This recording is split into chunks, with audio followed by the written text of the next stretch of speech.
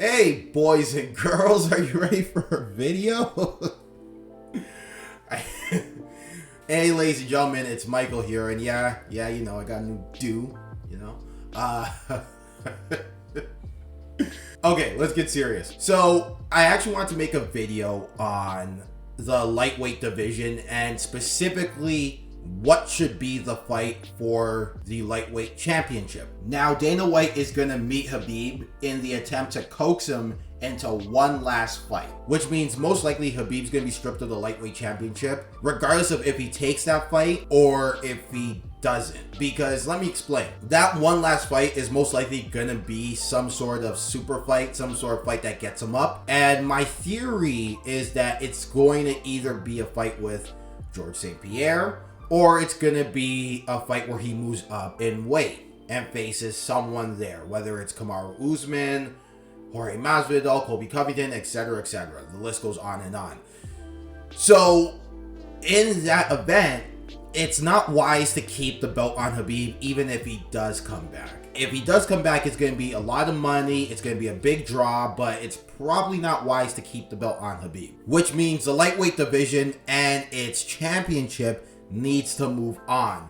And there are some succulent matchups, some tasty matchups, juicy matchups moving forward. Obviously, January 23rd is the big one. You got Poirier, McGregor, you got Hooker, Chandler, and it looks like Justin Gaethje versus Do Bronx, Charles Oliveira is going to be a thing at some point in 2021. So you have to ask yourself, should any of these matchups be the lightweight championship fight? Or should there be some sort of weird de facto tournament of some sort? So what I'm going to do is list off each fight that could potentially be for the UFC lightweight championship. Name the pros and cons as to why it should or shouldn't be for the UFC lightweight championship. And then give you my opinion as to what should happen with the lightweight championship moving forward. Now, starting with obviously the big one, and the one that is going to be the main event, January 23rd, Poirier, McGregor. Now, here's the pros of doing this. McGregor is a proven star, which means that having McGregor in a title belt will be an instant pay-per-view hit. It's already going to be a pay-per-view hit. I've been talking to a lot of casual fans. They're already gearing up for this one. A lot of people are kind of throwing their schedule out to see it, especially since, you know, you can't really go out right now due to the pandemic. And because of that, I think that this fight is going to definitely be a fight that people are going to watch regardless. But you put championship fight in there and all of a sudden it looks good. I think that that matchup from a monetary perspective gets even more, I guess, monetary. But it does get bigger when you do put a championship there. Also, you know, keep in mind, it's not like Poirier didn't have a great fight against Dan Hooker. It was an instant classic, and Dustin Poirier is never in a bad fight.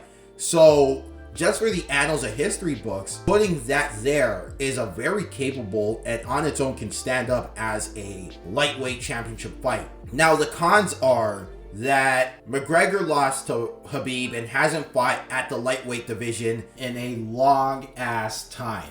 Almost 3 years to be exact. So when the UFC is making this decision, they do have to keep in mind that they might potentially be putting a championship belt on a guy who last fought in the lightweight division in 2018 up until that point. And obviously we know that rankings don't matter as much as they should, and that people can jump the line if they're stars. But you don't want it to be that obvious. You don't want it, like I always say, let's not turn into boxing from a promotion sense, right? Make climbing up the ladder matter. Because let me tell you, when you do make rankings matter, fights like, I don't know, number 10 versus number 13 in any division all of a sudden has more weight, because those guys can potentially actually get to a championship fight one day. And the other con is that Dustin Poirier, he is my favorite fighter in this division. I love the way he approaches the fight game, and he's a tough dude, but I don't think fighting Dan Hooker means that you should get a title shot immediately. No offense to Dan Hooker, but I think at the time when that matchup happened, there were a lot bigger and better contenders. Tony Ferguson still had mystique to him and still does. There was Justin Gaethje. So I think having Dustin Poirier get a title shot right after he faced number 8 ranked Dan Hooker at the time, is a little jumping the line as well. That's a very small con though, and I wouldn't really hold much stock to that. But if you really do want to nitpick, you can go there. On to Michael Chandler versus Dan Hooker. Now, in my opinion, this is the fight least deserving of putting a championship stakes to it.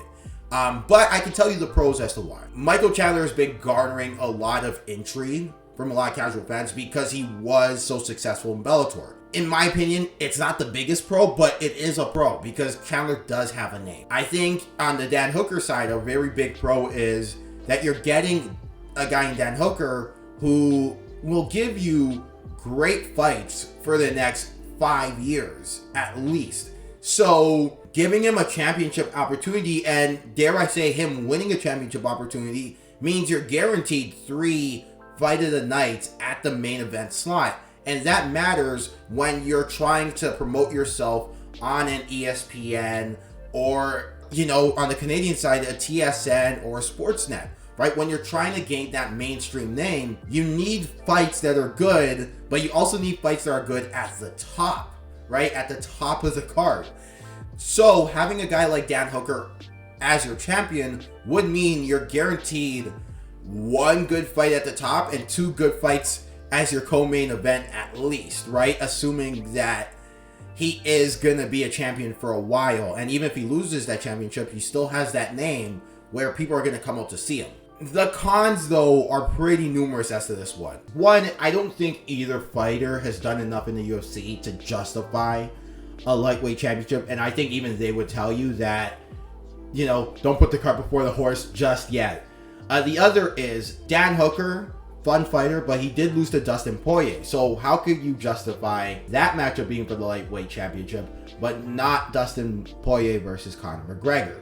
The final con, and admittedly it's a little bit of headcanon, but Michael Chandler did lose to Pitbull in Bellator, and it was actually pretty recent. So to now then say that Michael Chandler is your UFC lightweight champion does almost inadvertently give UFC's competitors, Bellator, some more recognition and more legitimacy as to how good they are. Now, that's not a bad for me. I don't care. But I think we have to also understand that the UFC is in the business of, being the best. Now on to Justin Gaethje versus Do Bronx. This, I think, in my opinion, is probably the most justifiable one. The pros is that Justin Gaethje did fight for the UFC Lightweight Championship very recently. He was the last matchup for Khabib Nurmagomedov, and he destroyed El Kakui when we still thought he was El Kakui. The other pro is that Do Bronx has been looking